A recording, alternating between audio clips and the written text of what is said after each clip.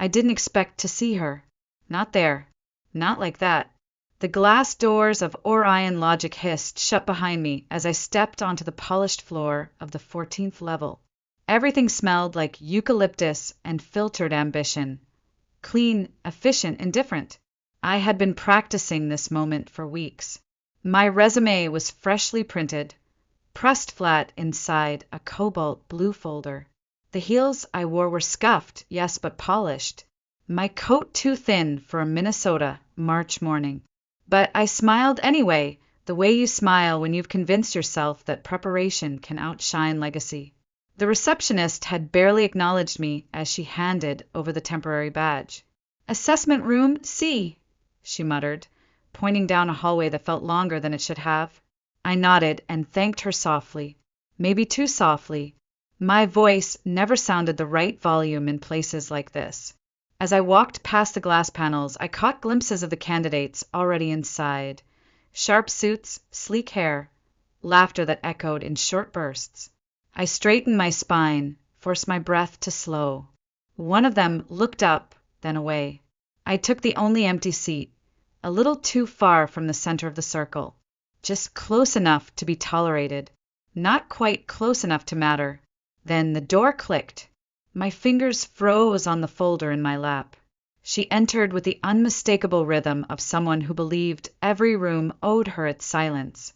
Navy blouse tucked into slate gray trousers.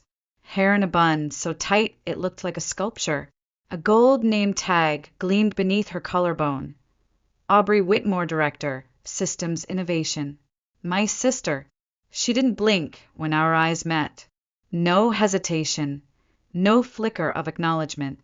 She just walked to the far end of the table, set her travel mug down, a brushed steel thermos that probably cost more than my weekly groceries, and took her seat as if I didn't exist. My breath caught, but I didn't let it break. Not yet. I remembered the last time I'd seen her, at a dinner for my mother's birthday. Aubrey had shown up 40 minutes late and still managed to take over the conversation in 5. She'd toasted to family resilience while smiling straight at me, knowing damn well I'd just lost a freelance contract she'd accidentally undercut. That night, she wore the same perfume she was wearing now, sharp floral, expensive. The HR coordinator began to speak. Introductions, expectations, something about agility and innovation pipelines, but the words slid past me like water. My focus narrowed to the way Aubrey tapped her pen against the table. 3 short clicks, then a pause. The same pattern she'd used when we shared a room as children, and she'd try to drive me mad while pretending to study. I was no longer 12, but I felt 12. Small, invisible, sitting in a circle of strangers, while the one person who knew me best worked her magic on them before I even spoke. "Coffee, anyone?" An assistant asked, holding a tray. It made its rounds. Every person took a cup, except me. The tray passed, and my hand stayed empty. I said nothing. Then I saw it, the smirk curling at the corner of Aubrey's mouth as she leaned toward the woman beside her. She whispered something behind her mug, and the woman let out a soft, practiced laugh. "She still dresses like she shops in college clearance bins," Aubrey said, just loud enough to sting. My face didn't move. My eyes stayed on the wood grain table, but something inside me folded into itself. I inhaled slowly, then exhaled. This wasn't about coffee, or clothes, or even the job. It was about erasure, again. And what I didn't know then, but would come to realize in the hours that followed, was that this wasn't just another failed interview. It was the last time I would ever ask for permission to be seen. They began calling names. One by one, the candidates rose, clean silhouettes and expensive tailoring, voices smooth with years of being told they belonged. As they spoke, buzzwords floated like perfume: scalable frameworks, cross-functional leadership, agile deployment. Aubrey nodded at each one, scribbling notes with the same red pen that had once corrected my science homework with ruthless delight. When my name was called, Lana Cross, she didn't even glance up. I rose anyway. My folder felt heavier than before, but my steps were even. I placed the resume at the center of the table, right in front of her. She picked it up like it was a napkin someone had left behind, flipped through it for exactly 3 seconds, then passed it to the man on her left, Miles Kenner, VP of Product. He glanced at it, blinked once, then set it aside. That was it. No questions, no reaction, no interest. I returned to my chair. The room went on. Someone behind me coughed. I stared at the grain of the table again. Aubrey's perfume seemed stronger now, like a warning. Or a verdict. Then I heard it. A voice, low but not careful, from behind me. She's here? Didn't think she was even in tech anymore. And then, Aubrey laughed. Not loud, but real. And sharp. It sliced right through me. I didn't flinch. I didn't give her the satisfaction. But something inside me, something small and tired, curled tighter, like it had been bracing for this exact impact all along. I adjusted the folder in my lap and remembered the hours I spent at 2 a.m. on a borrowed laptop, teaching myself data architecture while my ex-boyfriend called it a cute little phase. The time Aubrey forwarded my portfolio to the wrong client on my birthday. And the month after, when my bank balance hit double digits and my father joked, well, Lana's always been the artistic one. That's code for unemployed, right? I was done pretending any of this didn't hurt. The final candidate had just sat down when Miles leaned back in his chair and pointed his pen lazily in my direction.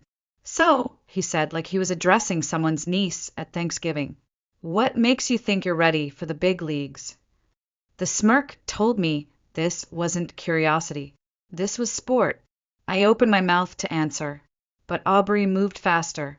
She reached across the table and snatched my resume again, clicked her pen, the red one, and began to write. From where I sat, I could see the strokes. Wrong major, wrong look, wrong fit. Then, at the very bottom, in a sharp block of crimson ink, unqualified. She didn't say it aloud. She didn't need to. She slid the paper across the polished table, like she was laying down a piece of evidence, a sentence, a prophecy. I didn't blink. I didn't reach for it. I just sat there, feeling the heat rise up the back of my neck. I cleared my throat. I led an AI ethics redesign for 3 mid-tier platforms last year, I said, voice steady, and scaled a predictive system that cut client processing times by 34%. That framework is currently, Aubrey cut in with a syrupy chuckle, still chasing those little dream projects, she said, looking past me. While I was presenting at a summit in London, she was still uploading resumes on Indeed. There were snickers now, quiet but unmistakable. One came from Nina Patel, HR, another from the assistant who'd ignored me earlier. It was happening again, but I didn't shrink. Instead, I looked at her, not at the director of innovation, not at the polished, flawless, boardroom version of my sister, but at Aubrey, the girl who used to read my journal aloud to her friends for fun, the one who told me I wasn't pretty enough for high school elections or clever enough for debate team, the sister who needed me invisible so she could shine undisturbed. And I realized something. She didn't dismiss me because I was unqualified. She dismissed me because I had finally stopped needing her to approve me. I turned away, not in defeat, but because I already knew the real answer to Miles's question. What makes me think I'm ready? Simple. I stopped waiting for rooms like this to tell me so. By the time the session ended, no one looked my way. Not even the assistant, who'd snickered. Not Nina, who had scribbled her notes without once meeting my eyes. And certainly not Aubrey, who now sipped from her mug like it held victory in ceramic form. The silence wasn't cruel. It was calculated, polished, just like them. I stood, gathered my things, and left the room as quietly as I had entered. No one stopped me. No one called out, not even to say goodbye. The building's air changed once I hit the elevator. It smelled less like performance and more like recycled air and janitorial wax. I pressed the button for the lobby and watched my reflection blur in the stainless steel walls. I didn't cry. I just walked, out through the rotating doors, into the Minneapolis wind. Sharp, gray, mid-March, unforgiving. My blazer flapped open. I didn't fix it. My heels echoed along 3rd Street like I belonged somewhere else, though I no longer knew where that was. 2 blocks later, I ducked into North Loop Bean House, a place that always smelled like burned espresso and broken deadlines. It was mostly empty, except for a grad student with 3 laptops and a barista who didn't lift his head when I ordered. Just a drip, I said. To go. Medium. I didn't drink it. I just needed a reason to sit at the far table by the window, the one with the chipped edge and the view of the crosswalk. I slid into the seat, took a breath, and pulled the resume folder from my bag. It was still warm from my lap. The red ink stared back at me, bleeding through the back cover like a slow leak, like it had been waiting for me to admit something. Unqualified. The word sat there like a bruise, one I'd seen before. And just like that, I was back in 2016, sitting on the floor of my old apartment in St. Paul, my legs numb, a takeout box half-eaten beside me. I'd just finished a 6-week freelance job for a nonprofit, my first big pitch deck built from scratch. It had taken everything I had. I'd been proud of it. I showed it to Aubrey one night over wine. She was working for a boutique tech consultancy then. She had said, "This is cute. You always have such creative little ideas." I didn't think much of it until her firm released a nearly identical proposal a month later, presented at a conference with her name at the top. She hadn't stolen it. Not directly. That was the brilliance. I didn't say it was mine, she'd told me at Mom's birthday dinner. But if people connect the dots, that's not my fault. That job had gone to someone else. A man Aubrey had recommended. And I spent weeks trying to explain to confused executives why my concept had already been launched without me. I remembered the sound of my father laughing that night, glass raised. "To my daughters! Aubrey, the visionary, and Lana, the kind one." Kind. It had stuck to me like a participation ribbon. The word you give women when you don't want to say they failed. Back in the cafe, I blinked hard. The present came back in fragments, the clatter of the espresso machine, the rumble of tires over slush outside, the faint hum of a Spotify playlist built for rainy days. My phone buzzed. A new email. From Elias Everhart. Subject, how did it go? I stared at the screen. My thumbs hovered over the keyboard. I started to type.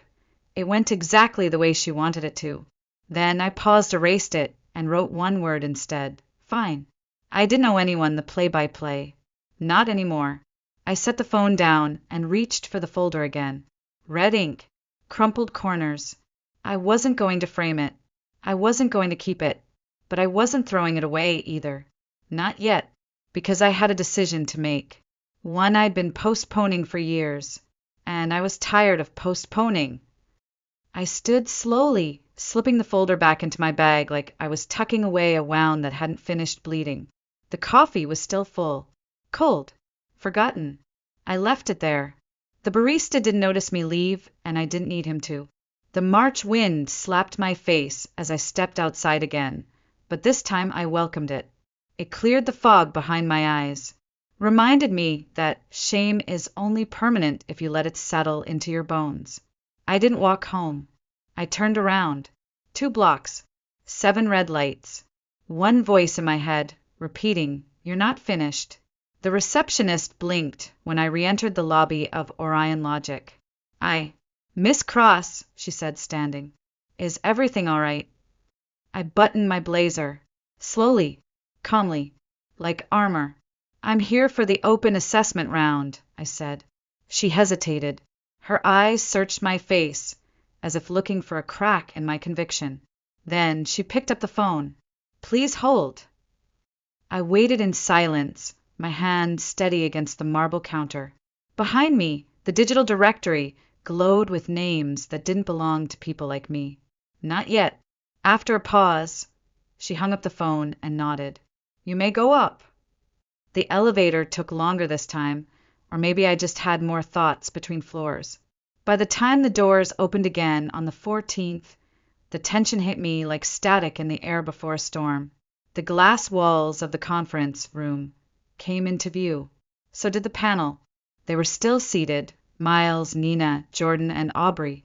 She was laughing again, a low, amused chuckle, mid-conversation with Miles. Until she saw me. Her face didn't fall. Not quite. She smirked. "Changed your mind?" she asked, the words laced with silk. "You never were good at letting go." I didn't answer. I walked to the same chair I hadn't been offered earlier, pulled it out myself, sat down. Greg glanced at the others, then leaned back with exaggerated curiosity. "Well then, since you're so eager to be here, how about we put that brain to use?" He signaled to the assistant. A thick test packet landed in front of me with a heavy thud. "Paper," he said. "Not digital. No calculators. No questions. You have 15 minutes. Starting now." I nodded once, picked up the pen, and began. The questions came at me like a wall of static, logic chains, systems optimization, data reconstruction under constraint. I didn't hesitate, not because it was easy, but because I knew what it meant to be underestimated. I knew how to work with silence. I'd built a career in the spaces no one bothered to look. Somewhere behind me, someone sipped coffee. Aubrey's chair creaked. She leaned toward Nina and muttered, "Let's see if her little sociology-adjacent AI hobby gets her anywhere now." I didn't flinch. I didn't look up. When I finished the final question, my wrist was aching. My breath came sharp, but there were no crossed-out answers, no smudges, just precision. I pushed the packet across the table. Greg didn't even fake politeness. He flipped through the first few pages, unimpressed, like he was reviewing an amateur's screenplay. Then, slowly, theatrically, he tore the entire packet in half. The sound, paper ripping, was louder than any voice in that room. The room froze. The pieces fluttered into the trash can beside him like broken wings. "Impressive penmanship," he muttered, "but we don't hire fiction writers." Someone behind me snorted. I didn't look to see who. I stayed seated, hands folded in my lap. My spine didn't bend. Aubrey tilted her head. "You always were stubborn," she said softly. "Never learned when to quit." I rose, walked to the trash can, and knelt. One by one, I picked up the torn pages, not to salvage them, not for proof, but because I wanted to remember this exact moment. The feel of the answers they didn't read. The weight of a silence weaponized. As I reached for the final page, a pointed heel kicked it away, pinning it under a chair leg. Aubrey leaned forward, her voice a whisper that still sliced through the air, still crawling for approval. I looked up at her and smiled, not because I was okay, but because I was no longer asking. By the time I stepped out of that room again, the air had changed. Not outside, Minneapolis was still bleak and gray, but inside me, something had clicked into place. Not confidence, exactly. Something colder, cleaner. The soft parts had burned away. I didn't go home. Not yet. Instead, I walked the block and a half to a printing center tucked between a parking ramp and a boarded-up bakery. It took 15 minutes to run the files, reprint the evidence. My name was on every page, metadata intact. Server logs, design blueprints, collaboration chains, proof of what I had built and how much they had ignored. By 11 a.m., I was back in the Orion Logic lobby. The receptionist looked up, startled for the third time. "I need to speak to the panel again," I said, voice low but firm. "Now." "They're in a closed session," she started, then caught my eye. She didn't finish her sentence. She just nodded and reached for the phone. Within minutes, I was being escorted back upstairs. No badge this time. No greeting. Just the cold click of my heels and the thud of my heart. The conference room looked exactly the same, but the energy had shifted. You could feel it. Thin smiles, tightened jaws. Even Miles tapped his pen a little too fast. Aubrey didn't bother to hide her smirk. "You really don't know when to quit, do you?" she said, folding her arms. I stepped forward. "I'm not here to beg," I said. I came because you left something out. Laura, one of the HR reps, narrowed her eyes. What exactly? My record. My work. The things that actually matter. I placed the folder on the table and opened it, sliding the documents forward without looking at anyone directly. You're interrupting a confidential review, Miles began. But then the door behind me opened. I didn't turn around. I didn't need to. I felt the shift before I heard the reaction. Chairs scooting back, feet shuffling, voices cutting off mid-sentence. Graham Everhart stepped into the room like a quiet force of gravity. He wore black, no tie, sharp as a shadow, calm as a man who had nothing to prove. Everyone stood, even Aubrey. Her voice cracked before her face did. Mr. Everhart, I mean. Graham? Wait, Coulter. But Graham didn't look at her. He looked at me. He touched the center of my back, lightly, just enough for me to feel it. You okay? He asked, only loud enough for me to hear. Only me, I said softly. Then he turned to the panel. You all seem to know me very well, he said, scanning the room with eyes like mirrors. Greg cleared his throat. Sir, if we'd known she was qualified. Graham cut in. Or human. He moved to the head of the table and began to lay out the documents I'd just placed, page by page, metric by metric. Lana Cross, freelance architect on 3 of our internal compliance systems, co-authored the ethics framework for our AI risk module in 2021, the same one some of you still struggle to explain to clients. The color drained from Greg's face. Laura leaned in. Miles went very, very still.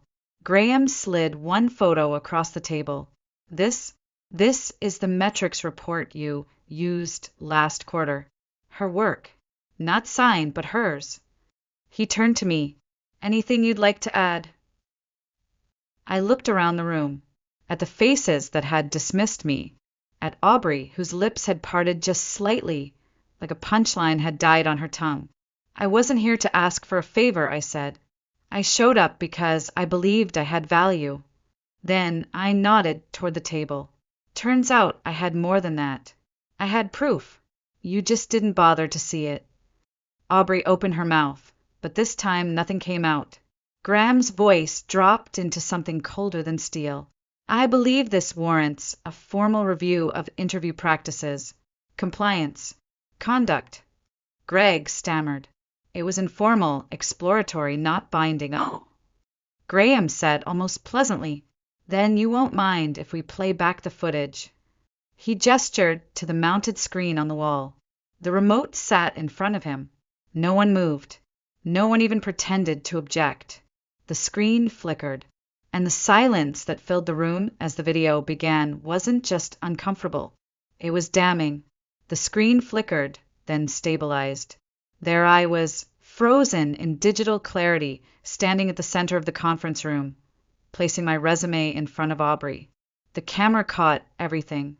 The dismissive flick of her wrist, the way she passed it like a discarded menu, the tight smirk she gave Miles, then her voice, clear as crystal in the audio feed. She still dresses like she shops in college clearance bins. A quiet gasp escaped from someone in the room. Maybe Laura. Maybe the legal rep on Zoom. No one said a word. The footage continued. Aubrey interrupting my credentials. Greg flipping through my test packet like he was looking for a joke. Then, frame by frame, the moment he tore it in half, the audible rip echoing in the speakers like judgment carved into wood. And then the whisper. You'll always be beneath me, darling. You know that, right? It hit like a gavel. The air collapsed. The tension in the room was a living thing now, pressing against every wall, every shoulder. No one could look away. Not even Aubrey. Her face had gone pale, lips drawn, eyes darting toward every corner but mine. The video ended in silence. Even the hum of the ventilation sounded like a verdict.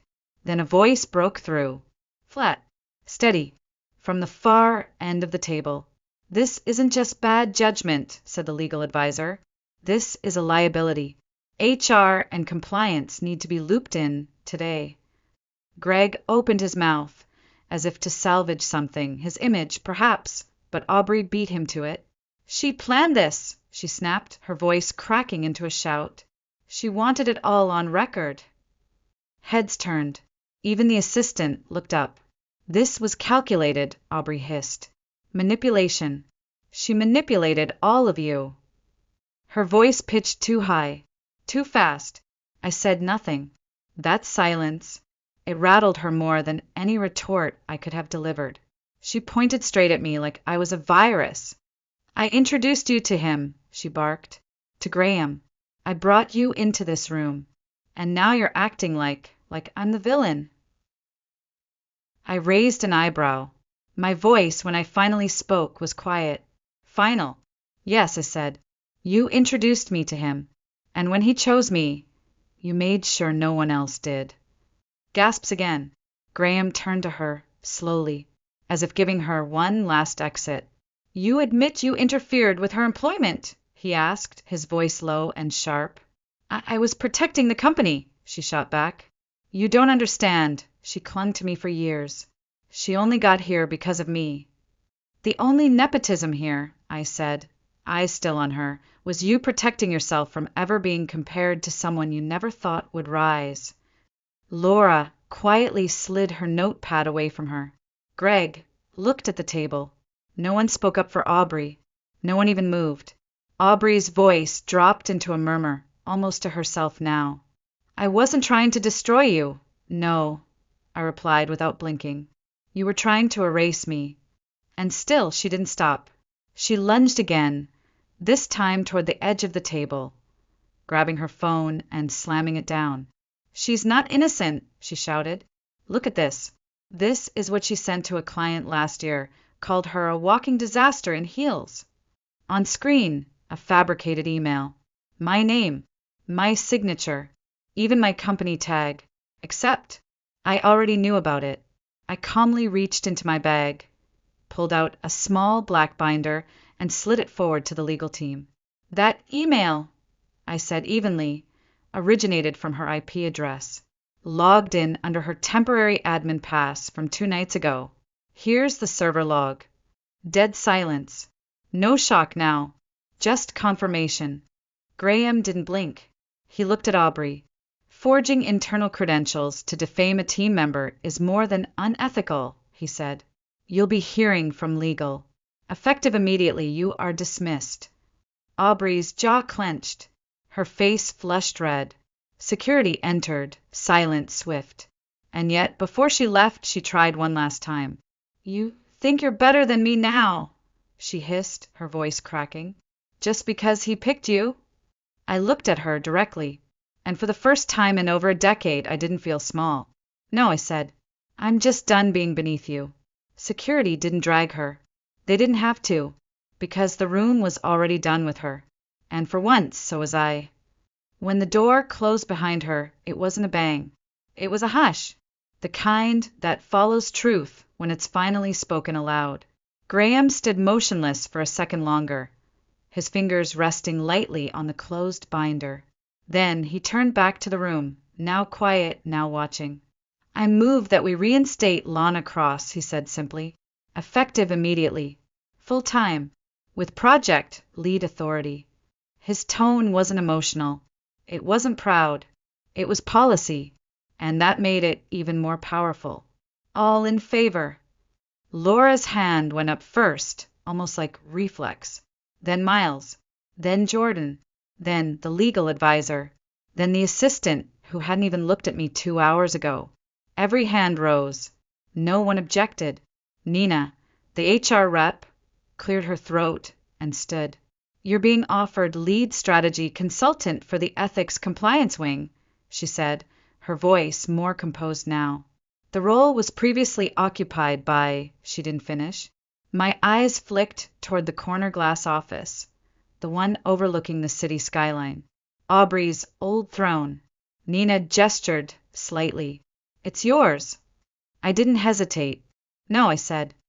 I'd like a desk near the development floor, closer to the team. A pause, then a few nods. surprised, maybe impressed. Graham's eyes met mine, and he smiled, not the public kind, the quiet kind that says, "I see you." I stepped forward, reached for the contract, and signed my name in ink that didn't shake. Just before I stepped away, Laura slid a small, folded note toward me across the table. I hesitated, then opened it. In her soft handwriting, it read, "We're glad you're finally where you've always belonged." I didn't respond. I didn't need to. I just smiled and walked out, this time with my head high and my name intact. The elevator down felt different, lighter, not because the fight was over, but because I wasn't carrying doubt anymore. That weight, it had belonged to her, to years of being gaslit, belittled, repackaged as support. I wasn't fragile. I was forged. Outside, the sun had broken through the clouds. It wasn't warm, but it was enough. I walked 3 blocks before realizing I was still holding the torn test packet in my hand. I stopped in front of a quiet bookstore, stepped under the awning, and opened my bag. Inside was a thin roll of clear tape. I hadn't known why I brought it until that moment. I sat on the edge of the planter and began to tape the pieces back together, not to repair it, but to remember it. Every rip, every stroke of red ink, every attempt to erase me. When I returned to the office later that afternoon, my office now modest, sunlit, tucked between the UX team and back-end devs, I pinned the paper to the corkboard beside my desk. It looked like a scar, and that felt right, because scars aren't shame. They're receipts. Proof you paid the price. Proof you survived. My phone buzzed. A message from Dad. I didn't see everything before. "I'm sorry." I stared at the screen for a full minute, then locked it and set it down. Not out of spite, just clarity, because I didn't owe him a reply. And he didn't get to rewrite the story just because I finally stood up in it. The rest of the day passed in a rhythm I hadn't known in years. Productive, steady mine. No whispers, no smirks, no waiting to be seen. Just the sound of keyboards, the click of shared files, and the gentle hum of a team rebuilding something real. By mid-afternoon, I was unpacking the last of my things into the shallow drawers of my new desk. A ceramic pencil holder, a tiny brass bird from my mother years ago, the photo of my dog, long gone now, but always with me in the corner of my frame. And, of course, taped to the corkboard beside my new access badge, the resume they once folded in half. The red ink still bled faintly through the paper, like a ghost refusing to fade. I didn't cover it. I didn't hide it, because that resume wasn't just a document anymore. It was the receipt for every lesson I had paid for in silence. A knock at the door broke my thoughts. She stood in the hallway, nervous, uncertain, barely older than 23, clutching a resume so tightly to her chest it was already wrinkled at the corners. I remembered her from the glass wall, the way her eyes had followed the manager without recognition, the way they had landed on me like a lifeline. Now here she was, called back, just like I'd told her she would be. "They said I could meet the project lead," she said breathlessly. "That it's you." I smiled. It wasn't triumphant. It was peaceful. "Yes. Come in," I said, waving her to the chair across from me. She stepped forward, careful, shoulders tense like she was waiting for the floor to open beneath her. I recognized the posture, because I had worn it like armor for years. "I don't know if I'm qualified," she blurted out. That sentence landed differently now. So differently. I looked her in the eye. "You showed up," I said. "You kept showing up. That matters more than anyone here tells you." She didn't smile exactly, but her shoulders dropped slightly. Hope doesn't come loud. Sometimes it just sighs. We talked. About systems theory, about team culture, about the gaps between resumes and reality. She asked good questions, better ones than I had asked when I first sat in that same chair, years ago, being told I was kind and nothing else. When she left, she smiled in that way only people do when they're not fully sure they're allowed to believe in themselves yet. And that's when I knew. It wasn't about Aubrey anymore. It never really had been. It was about all the rooms we let others keep us out of, all the places we were told we had to earn, all the chairs we were never offered, so we built our own and sat down anyway. I glanced at the board one last time. The torn test packet fluttered in the air from the vent. It looked like history, no longer failure, just firewood. Before I left that night, I took one last thing out of my bag. A napkin, old, wrinkled, faded. It had once been stuffed in my coat pocket after a failed pitch meeting back in 2020. I had written something on it in pen that was nearly dried out. Something I wasn't sure I believed at the time. No one sees the quiet builder until the building outlasts the storm. I pinned it above the resume. Two truths side by side. Then I turned off the desk lamp. The room dimmed into a soft, golden hush. The kind of light that forgives sharp corners. The kind that feels like a beginning. Outside, Minneapolis pulsed with quiet movement. Cars hummed. Someone shouted across the street. A bus exhaled at the corner. And I walked out, not faster, not slower. Just steady, like someone who finally understood that strength doesn't always look like fire. Sometimes it's the refusal to go cold.